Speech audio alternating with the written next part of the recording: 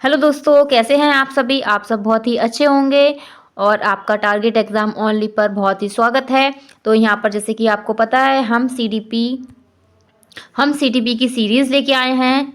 हम सीटीपी के लिए जो है सीरीज़ चला रहे हैं। इस सीरीज़ में हमने 2 टॉपिक कंप्लीट कर चुके हैं। पहला टॉपिक हमारा जीन पियाजे थे और सेकंड टॉपिक हमने वाइगोत्स्की किए थे और आज के टॉपिक में आज का हमारा टॉपिक नंबर 3 है।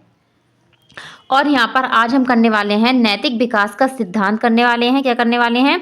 नैतिक विकास का सिद्धांत करने वाले हैं और ये सिद्धांत देने वाले हैं कोहलबर्ग हैं। कौन है? कोहलबर्ग हैं। तो ये आपके यहाँ पर कोहलबर्ग हैं। तो जल्द से जल्द हमारे साथ हमारी क्लास में जुड़ जाइए टारगेट एग्जाम ओनली पर। और अगर क्लास में नए हैं तो लाइक शेयर एंड सब्सक्राइब कर लीजिए और अपने बेल आइकन को अच्छे से प्रेस कर लीजिए ताकि आपको हमारी क्लास का नोटिफिकेशन टाइम टू टाइम मिल जाए और आप टाइम से हमारी क्लास में आ सकें। ठीक है, तो चलिए स्टार्ट करते हैं, टाइम को वेस्ट ना करते हुए अपनी क्लास को। तो जल्द से जल्द जुड़ जाइए और अपने दोस्तों को भी जोड़ लीजिए हमारे साथ हमारी क्लास में, ताकि आपको सारे बाल विकास से रिलेटिव जो भी सिद्धांत हैं उनके क्या है कॉन्सेप्ट क्लियर हो जाए। ठीक है, चलिए देखते हैं हम अपनी क्लास में। तो आज हम करेंगे ये कोहलबर्ग का नैतिक विकास का सिद्धांत हमारा है और ये है कोहलबर्ग हैं। ठीक है, और इनका जन्म कब हुआ था? इनका जन्म हुआ था 1927 में हुआ था और मृत्यु हुई थी 1987 में। ठीक है, और ये कोहलबर्ग अमेरिकी मनोवैज्ञानिक थे।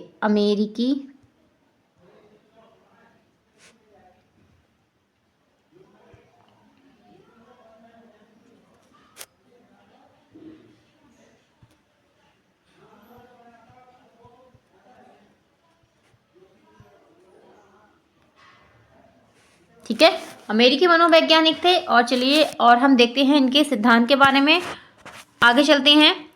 जैसे कि अभी मैंने आपको बताया कि लॉरेंस कोहलबर्ग अमेरिका के एक प्रसिद्ध मनोवैज्ञानिक थे जिनके नैतिक विकास के 4 चरण बहुत प्रसिद्ध हैं। ठीक है, और हम इन्हीं चरणों के बारे में पढ़ेंगे। ठीक है, और कोहलबर्ग का सिद्धांत संज्ञानात्मक परिपक्वता, इसको आप याद रखना कि कोहलबर्ग का सिद्धांत संज्ञानात्मक परिपक्वता को नैतिक परिपक्वता का आधार मानता है। ठीक है, आपको कंफ्यूज करने के लिए क्वेश्चंस में संज्ञानात्मक से रिलेटिव जो है 3 थ्योरम हो गई आपकी। ठीक है, एक पियाजे वाली हो गई, ठीक है, एक आपकी होगी वाइगोत्स्की वाली, एक इनकी होगी, लेकिन इन्होंने यहाँ पर परिपक्वता की बात की है। ठीक है, और ये कौन सी परिपक्वता है? नैतिक परिपक्वता की। ठीक है, आगे हम चलते हैं, इनके जो मोरल डेवलपमेंट है उसके बारे में देखेंगे। इसमें तो अब हम देखें यहाँ पर मोरल डेवलपमेंट। तो इनके सिद्धांत में मोरल डेवलपमेंट इन्होंने इसको महत्वता दी है। इसमें 3 चीज़ें बहुत ही इंपॉर्टेंट है। एक तो परिचर्चा, नैतिक तर्क या दुविधा। ठीक है, तो नैतिक तर्क और दुविधा को इन्होंने महत्वपूर्ण माना। नैतिक तर्क क्या है? मतलब कि उसका प्रभाव जो है नैतिक तर्क क्या है? नैतिक तर्क वह होता है जिसमें जो है सही गलत की हम पहचान करते हैं। ये क्या होती है? एक नैतिकता के अंतर्गत आता है। ठीक है, नैतिक तर्क क्या है? नैतिक तर्क के बारे में आगे हम देखेंगे यहाँ पर कि मोरल डिसीजन लेने के लिए थिंकिंग का प्रयोग करते हैं, उसे मोरल रीजनिंग कहते हैं। क्या कहते हैं? मोरल रीजनिंग कहते हैं। ठीक है, अब हम इसको यूज़ कहाँ पर करते हैं आगे देखेंगे यहाँ पर कि नैतिक तर्क को। तो यहाँ पर देखिए, तो यहाँ पर हम देखेंगे नैतिक तर्क दुविधा वाले सिचुएशन में फैसला लेने के लिए जो तर्क शक्ति का प्रयोग करते हैं उसे नैतिक तर्क क्या है? कहलाता है। ठीक है, तो ये नैतिक तर्क कहलाता है। तर्क के विकास के में क्या होता है? बदलती हैं। तर्क क्या होता है? हमारे विकास के साथ बदलता है और क्या है? इसे हम दुविधा में जो है यूज करते हैं। दुविधा क्या होती है? एक मुश्किल समय होता है जहाँ पर आपको क्या है, आपके सामने 2 सिचुएशंस होती हैं, उनमें से आपको एक को चॉइस करना पड़ता है। जैसे फॉर एग्जांपल मान लीजिए कि ये एग्जांपल बहुत ही पूछा जाता है कि मान लीजिए आप नाव में सफ़र कर रहे हैं और यहाँ पर आपकी जो है माता या आपकी जो है पत्नी या आपकी कोई जो है आपका प्रिय व्यक्ति है। ठीक है, दोनों प्रिय व्यक्ति हैं। दोनों में से अगर आपको किसी एक की जान बचानी है तो आप किसकी बचाएंगे? ठीक है, तो ये हो सकता है यहाँ पर, या मान लीजिए आप एग्ज़ाम देने जा रहे हैं तो वहाँ पर रास्ते में किसी आपके दोस्त को चोट लग जाती है तो वहाँ पर आप किसको इंपॉर्टेंस देंगे, अपने एग्ज़ाम को देंगे या उस व्यक्ति को बचाने के लिए देंगे। तो इस तरीके से इसमें ये दुविधा बड़ी सिचुएशंस होती हैं जब आपको दोनों में से एक में डिसीजन लेना ही पड़ता है, ठीक है। तो ऐसे ही यहाँ पर एक और फेमस एग्जाम्पल है, यहाँ पर जो है किसका एग्जाम्पल फेमस है, ये वाला देखिए, ठीक है। तो यहाँ पर क्या है, ये हिंज की पत्नी है, ठीक है, हिंज वाला, ये हिंज की पत्नी है और यहाँ पर क्या है, इनके लिए दवाई की ज़रूरत होती है और ये दवाई किसके पास होती है, ये मेडिकल स्टोर के पास होती है, ठीक है, जो है 10 रुपये की दवाई है मान लीजिए, तो ये इसको क्या है 50 रुपये में बेच रहा है, कितने में, 50 में बेच रहा है। तो यहाँ पर हिंज के पास इतने पैसे नहीं होते हैं कि वो अपनी पत्नी को बचाने के लिए क्या है उसके पास पैसे जाए, लेकिन जो है ये जाता है हिंज उस मेडिकल स्टोर के पास और कहता है कि आप मतलब जो है 50% ले लीजिए, बाकी की मैं बाद में दे दूँगा। लेकिन ये जो है दुकानदार नहीं मानता, क्योंकि ये नहीं मानता है, तो ऐसी स्थिति में जो है हिंज को क्या करना पड़ता है, हिंज को मेडिकल स्टोर में जाकर चोरी करनी पड़ती है। तो कभी कभी पूछा जाता है, तो यहाँ पर क्या है, ये दुविधा वाली स्थिति है कि वो अपनी पत्नी को बचाएगा या जो है चोरी करेगा, ठीक है। तो वह क्या करता है, वह चोरी कर लेता है। अब यहाँ पर पूछा जाता है कि ये उसका करना सही था, क्या हिंज ने चोरी करके ठीक किया या गलत किया। तो यहाँ पर आपको मुझे कमेंट बॉक्स में कमेंट करके बताना है कि हिंज ने चोरी करके ठीक किया था या गलत किया था, ठीक है। तो ये हमारा नैतिक तर्क के अंतर्गत आता है, ठीक है। अगर ये चोरी नहीं करता तो इसकी वाइफ मर जाती, ठीक है, तो इसलिए इसने चोरी कर लिया। अब इसने चोरी कर ली तो इसको पनिशमेंट मिलेगा, ठीक है। तो इस तरीके से ये एग्जाम्पल बहुत ही फेमस है हिंज का। तो अब हम आगे चलेंगे, आगे और देखेंगे इसके थ्योरी के बारे में और अच्छे से जानेंगे इसके बारे में, ठीक है। तो इस तरीके से आप इस एग्जाम्पल को याद रखना और कमेंट बॉक्स में कमेंट जरूर करना कि यहाँ पर जो हिंज ने किया वो ठीक था या गलत था, ठीक है। आगे चलेंगे, आगे और देखेंगे इसके बारे में। तो हिंज दुविधा प्रयोग का सारांश है, ठीक है। हिंज का पत्नी की जान बचाने के लिए क्या है, चोरी करना, क्या कारण क्या था, उसको पत्नी की जान बचानी थी, ठीक है। आगे चलेंगे, यहाँ पर दिया कोलबर्ग के नैतिक विकास के सिद्धांत जो है जीन पियाजे के संज्ञानात्मक विकास के सिद्धांत का से क्या है इंस्पायर्ड है। मतलब कि सबसे पहले क्या है, सबसे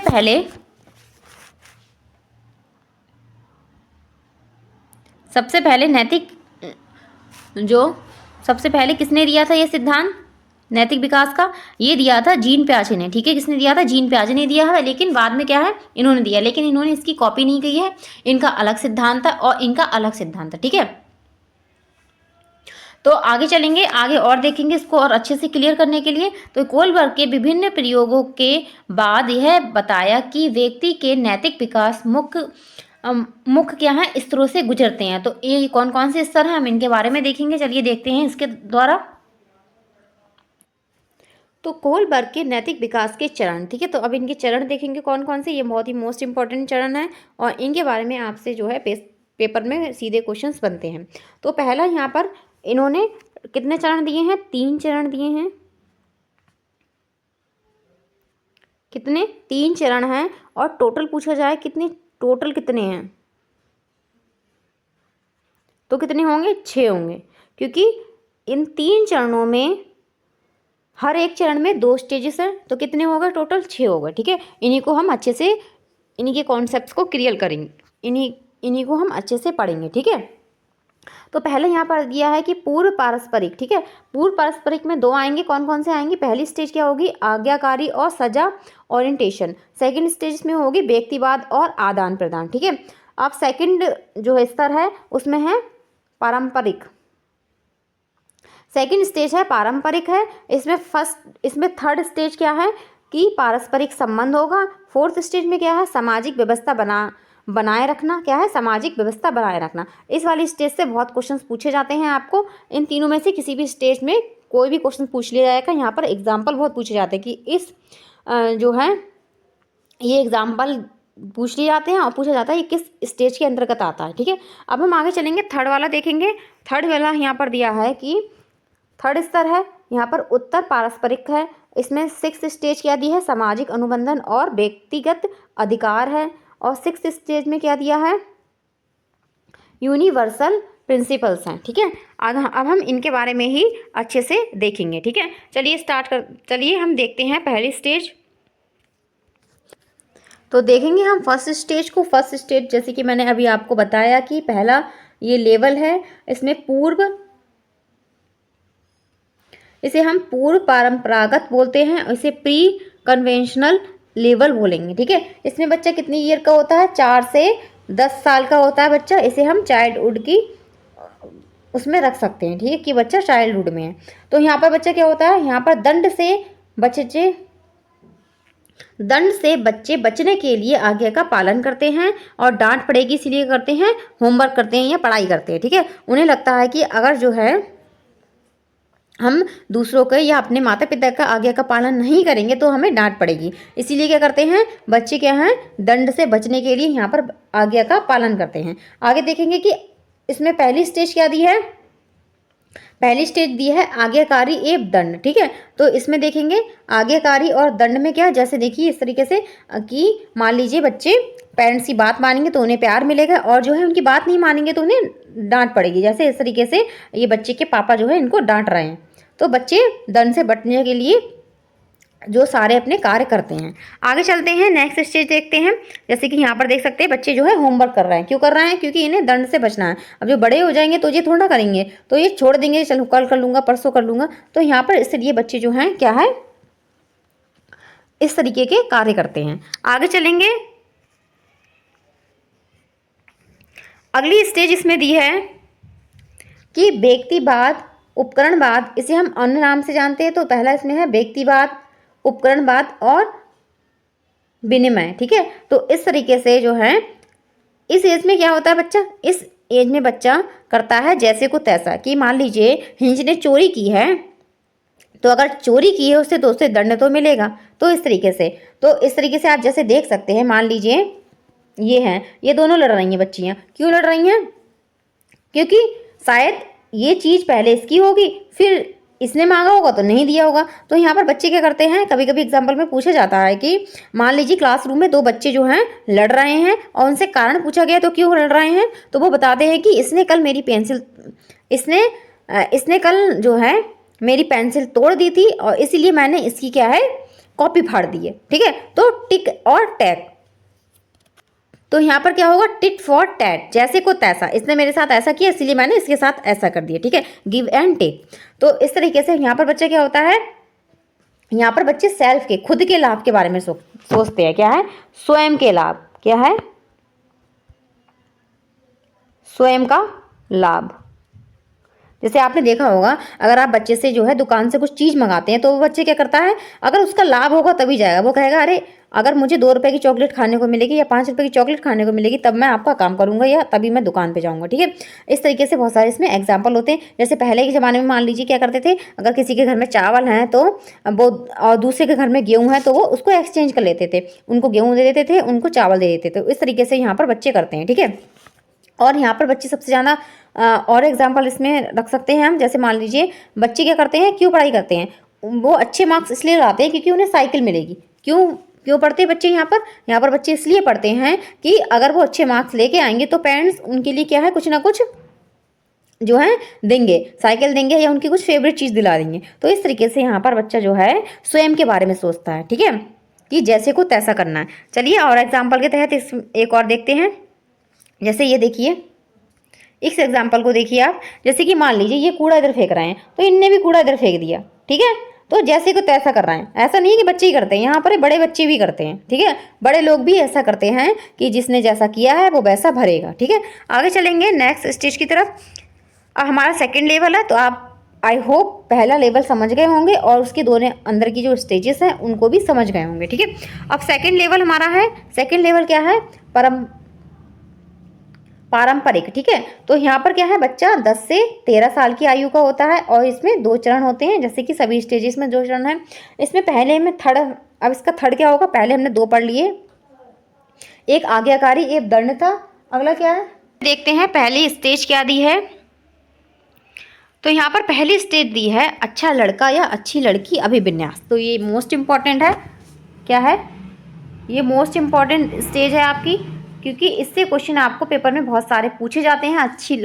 अच्छा लड़का और अच्छी लड़की अभिविन्यास। ठीक है, इसमें क्या है, बच्चे अच्छे मार्क्स क्यों लाते हैं? बच्चे अच्छे मार्क्स इसलिए लेके आते हैं कि उनकी तारीफ होगी, बच्चे क्या माता पिता उन पर क्या करेंगे, प्राउड फील करेंगे। तो इसलिए बच्चे क्या है, अच्छा लड़का या अच्छी लड़की बनना चाहते हैं। ठीक है, जैसे भी आप भी इस एज में होंगे तो आपको लगता होगा कि अगर मैं अच्छे नंबर लेके आऊँगी तो माता पिता मुझ पर प्राउड फील करेंगे और क्या है, मुझे शाबाशी देंगे। ठीक है, यहाँ पर जो है वो इसके लिए नहीं पढ़ रहा है कि उसके लिए साइकिल मिलेगी, वो इसलिए पढ़ रहा है मेरा माता पिता उसके ऊपर प्राउड फील करेंगे। ठीक है, तो इस तरीके से इस एज में, इस स्टेज में बच्चा होता है। आगे चलेंगे, नेक्स्ट देखेंगे। इसके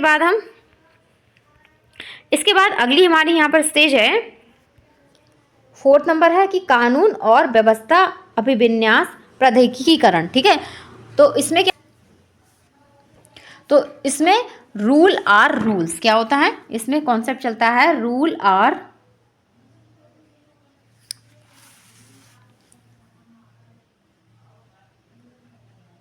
रूल्स आर रूल। ठीक है, कि अगर आपने गलती की है तो आपको दंड भी मिलेगा। ठीक है, तो यहाँ पर क्या है बच्चा, तो यहाँ पर क्या है, इसको पुलिस पकड़ के ले जा रही है। ठीक है, तो अब हम आगे चलेंगे। अब हम देखेंगे अपनी 3rd स्टेज। यहाँ पर आप इसको भी समझ गए होंगे 2nd स्टेज को। तो यहाँ पर सामाजिक व्यवस्था होती है, रूल आर रूल्स वाला कॉन्सेप्ट होता है। ठीक है, अब हम आगे चलेंगे, 3rd लेवल देखेंगे। 3rd लेवल में हमारा जो है पोस्ट कन्वेंशनल लेवल है, उत्तर परंपरागत होता है। ठीक है, इसमें क्या होता है, बियॉन्ड, तो इसमें उच्चतम आयु की सीमा वाले बच्चे आते हैं जो सेल्फ चॉइस के सिद्धांत पे चलते हैं कि यहाँ पर बच्चा क्या है, स्वयं की, उसको स्वयं जो अच्छा लगता है वह करता है यहाँ पर। ठीक है, इस स्टेज में। तो यहाँ पर इसके अंतर्गत हमारी 5th नंबर की स्टेज आएगी, वो आएगी सामाजिक अनुबंधन अभिविन्यास। क्या है, सामाजिक अनुबंधन अभिविन्यास होगी। और इसमें क्या होगा, जैसे कि आप देख सकते हैं कि मान लीजिए कोई आंदोलन वगैरह चलना है, तो यहाँ पर क्या है, हम क्यों चला रहे हैं आंदोलन, कि हमें रूल्स को चेंज करना है अपने अनुसार, क्योंकि हमें लगता है कि ये रूल्स गलत हैं, इसलिए क्या है, हम आंदोलन चला रहे हैं यहाँ पर। तो हमारे अधिकारों के लिए, यहाँ पर किसकी बात होती है, हमारे अधिकारों की बात होती है।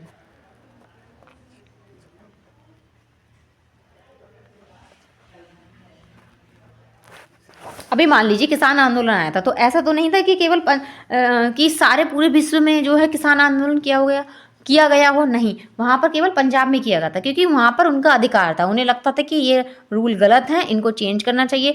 शिक्षक आंदोलन भी चलते रहते हैं, तो ये भी इसी के अंतर्गत आएंगे। ठीक है, आगे चलेंगे, अगले नेक्स्ट यहाँ पर देखेंगे। यहाँ पर जैसे हमारे अधिकार के लिए होता है, जहाँ नियम चेंज करने हैं तो करेंगे हम। ठीक है, और जैसे किसान आंदोलन हो गया और शिक्षा आंदोलन हो गया और भी बहुत सारे आंदोलन हो गए। अब हम चलेंगे अगले चरण की तरफ। अगला चरण यहाँ पर है 6 नंबर है।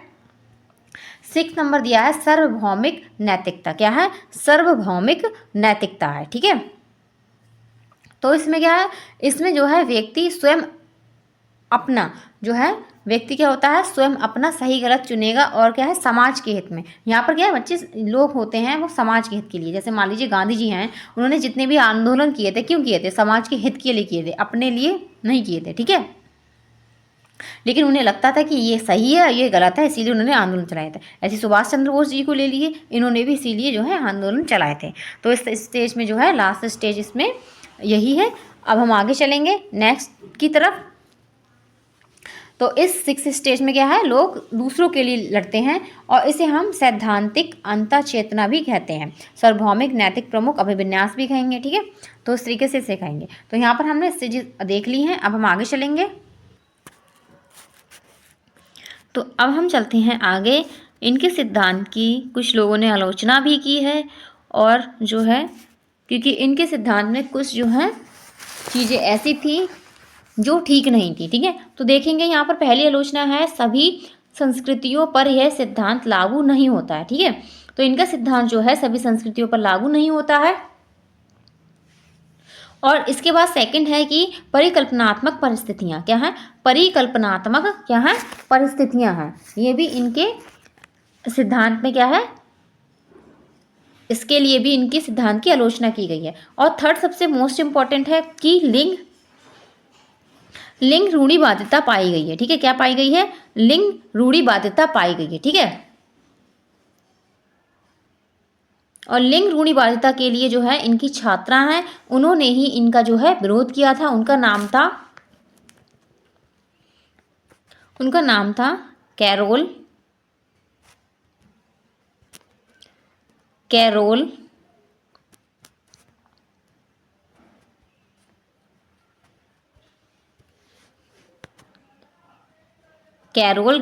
गिलिगन। ठीक है, इन्होंने जो है कोहलर के इस थ्योरी की क्या है, आलोचना की है। और ये इनकी कौन थी? ये छात्रा थी। ठीक है, ये कोहलर की ही एक स्टूडेंट्स थी। ठीक, इन्होंने कहा है कि इन्होंने जो प्रयोग किया है ये पूर्ण रूप से क्या है, पुरुषों के लिए है। इसीलिए इस सिद्धांत को क्या हम जेंडर बेस्ड थ्योरी भी कहा जाता है, और इसीलिए जो है इसकी आलोचना की गई है। और इन्होंने नारीवादी नैतिकता पर जो है ध्यान ही नहीं दिया। इनकी थ्योरी में नारीवादी नैतिकता पर ध्यान नहीं दिया गया है। नारीवादी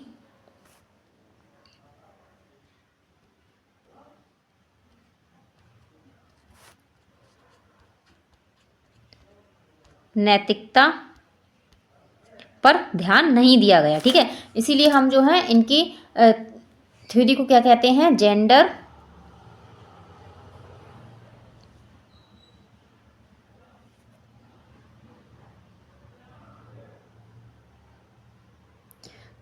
बेस्ड थ्योरी।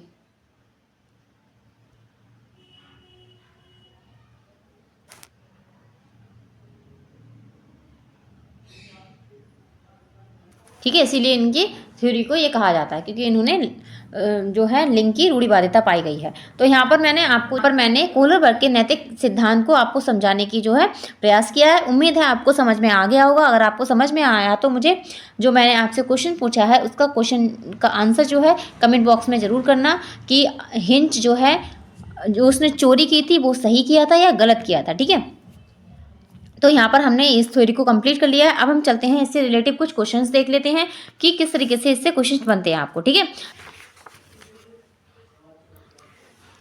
तो अब महत्वपूर्ण प्रश्न देख लेते हैं। पहला प्रश्न दिया है, लॉरेंस कोहलरबर्ग के सिद्धांत में कौन सा स्तर नैतिकता की अनुपस्थिति को सही अर्थ में सूचित करता है? तो यहाँ पर राइट आंसर क्या है? राइट आंसर हमारा है स्तर फर्स्ट। क्या होगा? स्तर फर्स्ट हमारा राइट आंसर होगा यहाँ पे। ठीक है, आगे चलेंगे नेक्स्ट क्वेश्चन की तरफ। सेकंड नंबर क्वेश्चन देखेंगे। ये सारे क्वेश्चन आपके आए हुए हैं, प्रीवियस ईयर के पेपर के हैं। तो यहाँ पर अगला क्वेश्चन दिया है सेकंड नंबर, कोहलरबर्ग के सिद्धांत की एक प्रमुख आलोचना क्या है? तो इसलिए मैंने आपको आलोचना भी बताई है, क्योंकि यहाँ से भी आपको क्वेश्चन देखने को मिलते हैं। तो इसमें हमारा राइट आंसर क्या होगा? यहाँ पर राइट आंसर होगा थर्ड वाला। क्या होगा? थर्ड वाला होगा। कोहलरबर्ग ने पुरुषों और महिलाओं की नैतिक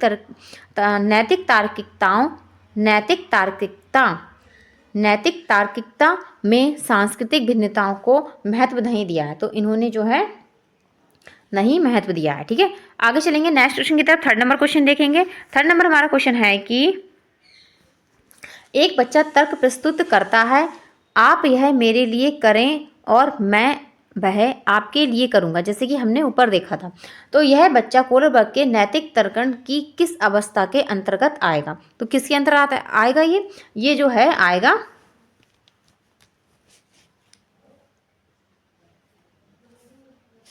तो ये हमारा आएगा सहायक उद्देश्य अभिमुखीकरण के अंतर्गत। किसके अंतर्गत? सहायक उद्देश्य अभिमुखीकरण के अंतर्गत बच्चा आएगा। और ये किस स्टेज में? तो इस स्टेज को हम और किस नाम से जानेंगे? आपको कमेंट बॉक्स में कमेंट करना मुझे। अब हम चलेंगे फोर्थ नंबर क्वेश्चन की तरफ। फोर्थ नंबर क्वेश्चन दिया है, कोहलरबर्ग ने प्रस्तुत किया।